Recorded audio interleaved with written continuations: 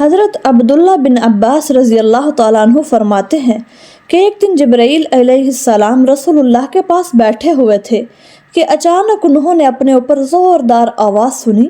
جبرائیل نے اپنا سر اٹھایا اور آسمان کی طرف دیکھا، پھر فرمایا کہ یہ آسمان کے ایک دروازے کے کھلنے کی آواز ہے جو آج سے پہلے کبھی نہیں کھلا، جو آج ہی کھلا ہے، اور ایک فرشتہ آپ کی طرف آ رہا ہے، اس سے پہلے زمین پر وہ کبھی نہیں اترا۔ اتنے میں فرشتے نے رسول اللہ صلی اللہ علیہ وسلم کو آ کر سلام کہا اور 2 نوروں کی خوشخبری دی، سبحان اللہ، اور کہا یہ نور آپ کو دیے جا رہے ہیں، آپ سے پہلے کسی نبی کو نہیں دیے گئے۔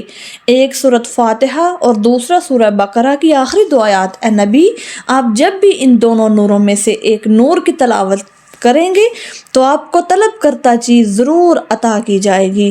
معلوم ہوا سورہ فاتحہ 2 نوروں میں سے ایک نور ہے۔ ہم بھی اگر سورہ فاتحہ پڑھ کر دعا کریں گے تو ہماری دعا بھی ضرور قبول ہوگی انشاءاللہ تعالی۔ اس لیے جب بھی ہم نے دعا کرنی ہے سورہ فاتحہ ضرور پڑھنی ہے، پھر درود ابراہیمی پڑھیں، پھر جو بھی مانگنا ہے وہ ہمیں مانگنا چاہیے، اللہ سے مانگے۔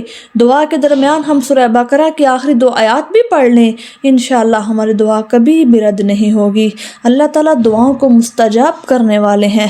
اللہ تعالیٰ سب کی دعائیں دلی اور نیک تمنائیں پوری فرمائے، آمین۔